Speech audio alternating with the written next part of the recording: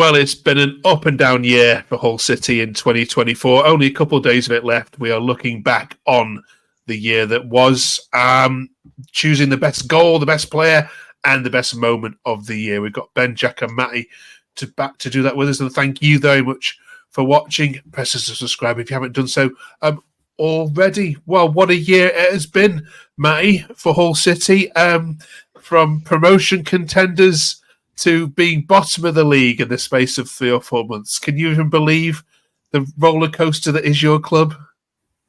That was the exact word I was going to say, Mark. Roller coaster. It certainly has been a roller coaster. It has been an interesting. It's been an interesting year. Yeah, it's been. We've had relative probably success in terms of us finishing 7th and flirting with the playoffs all of last season, and then what an absolute car crash this season has been so far.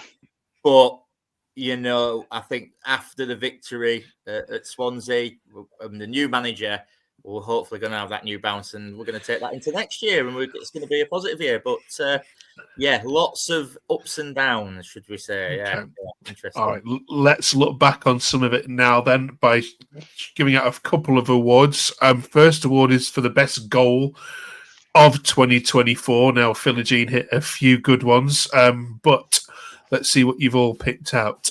Ben, can you think of your favourite one that hit the back of the net? I think I have to go for the one that got nominated for a Puskas. Although it was very dubious, a lot of people saying it was an own goal, was a cross, all that sort of stuff. For me, it's got to be that Philogene goal against Rotherham away.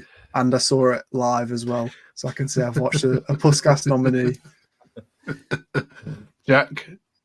I'm gonna go for something this season because I was Derby Xavier Simons' strike from 25 yards out or something, low hit into the bottom corner.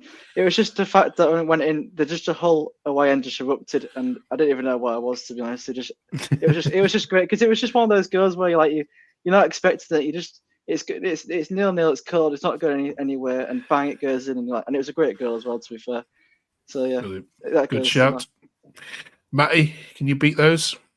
I think Philogene would probably be in the top 5, wouldn't he, of everybody this season. It was also his back heel against Rotherham as well. Or was that was 2000? Or was that I might have been a year out there. I think that was 2023. Yeah, this time last year.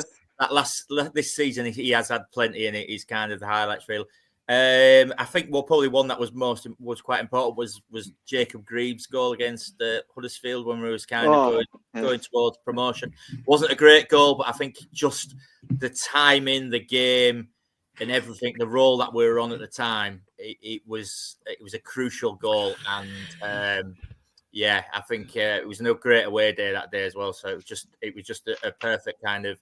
Yeah, the run that we were on we were doing so well as well at the time. So we all were dreaming of Wembley, weren't we? But for the kind of fade away. But yeah, maybe go for Greaves. Yeah, brilliant. Okay, next up then is the player of the year. And before we do this, drop in your comments below who you think the player of the season, player of the year should be calendar year. Now they may have moved on here.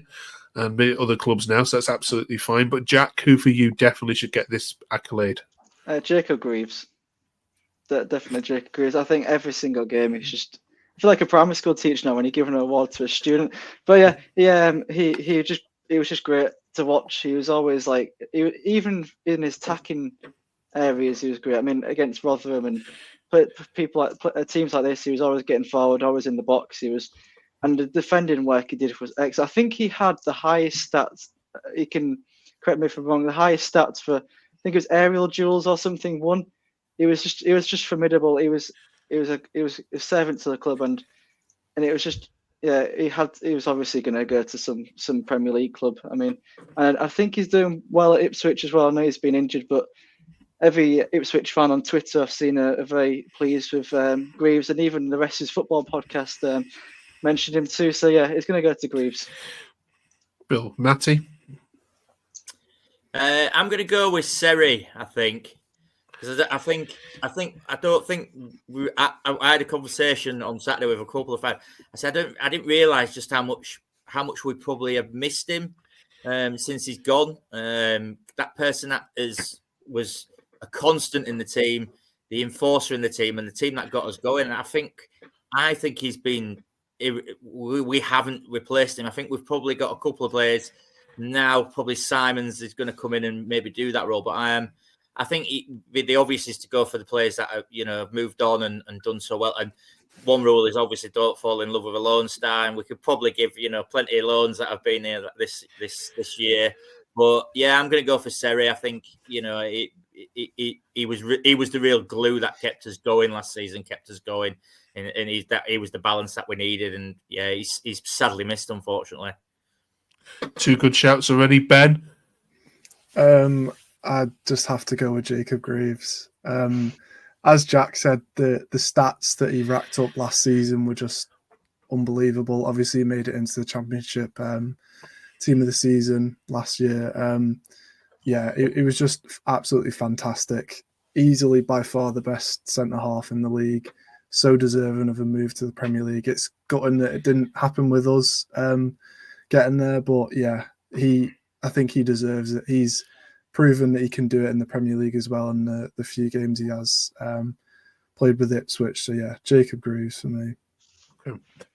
Great. And our final award is the moment of the year, or the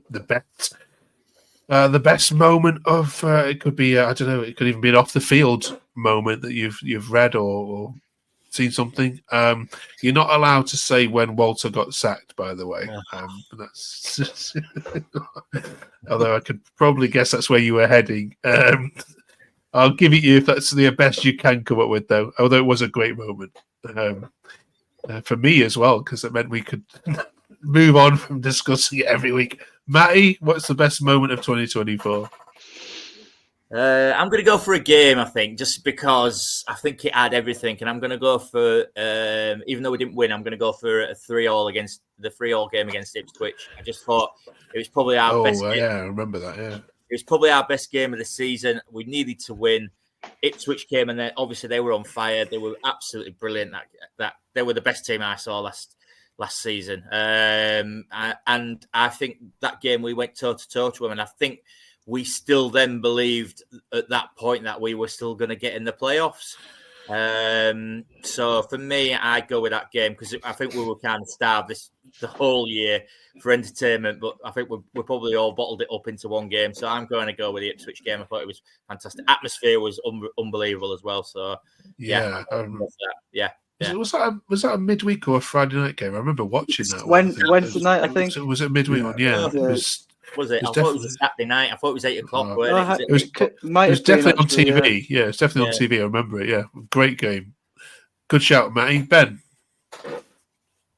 I don't want to repeat what Matty said, but it was going to be that for me as well. That the whole night was just unbelievable. Even though it was a draw, it was just by far, like Matty said, the best game we played, the best game I'd seen throughout the course of the season. 6 goals. The moment when Ohio scored in the 88th or something minute to keep us back in the push for playoffs. The atmosphere when we scored, it was just an unreal game. There's a couple of others. Obviously, there's Huddersfield away. There was Leicester at home, which was also a really good game. I thought we deserved to win that, but unfortunately, I think it ended 2-2 and didn't quite get all 3 points. But yeah, I think I have to go with what Matty said. The Ipswich game at home was just fantastic. Okay. Cheers for that. Jack? Tricky one, but it could have been any of the games, but I'm going to go for one this season actually because it was QPR away 3-1.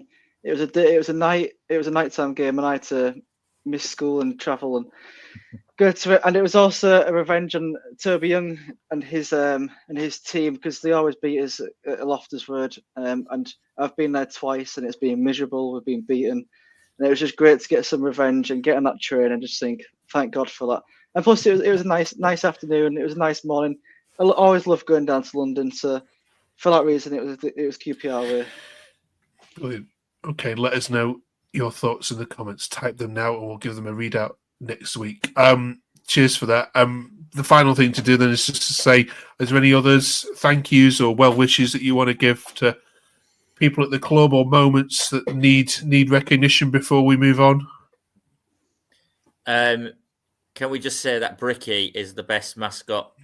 He's miles better than Rory and Amber. So we want to see more Bricky at the game because he throws pairs of underpants in the crowd as well. So yeah, thanks for that. Keeps my lad entertained for 10 minutes anyway. So yeah, more Bricky, please. The halftime game needs to be made a little bit easier for those. It's quite funny to watch people slipping. To be fair, I mean, no one's ever going to get the 10 grand, but yeah, that needs changing a little bit. But yeah, it's a bit of entertainment when people fall on their asses. Got it right. Mascots, halftime games. Right. No thanks to the chairman. No thanks to. No. Depends if Sellers does well. I'll give him a thanks in the next award section. Okay, right, got it. The end of year awards, brilliant. Right. Okay. Obviously, we just want to say again a huge thank you to you for watching. The fact that this whole channel has grown to what it is obviously thanks to these three, but massively thank you to you for putting your trust in us and letting us come onto your mobile or onto your devices over the last 6 months. We hope you'll continue to watch us as we stay with you along this topsy-turvy season that has been for Hull City. We're delighted to bring the content to you. We've really much enjoyed it, and we hope all of you have a fantastic new year. Enjoy your night out, all of you, on Wednesday, whatever it is you're up to. Behave yourselves, and we'll see you in 7 days' time to look ahead to the FA Cup. Hey, could be a good cup run for Hull. See you then. Happy New Year. Cheers.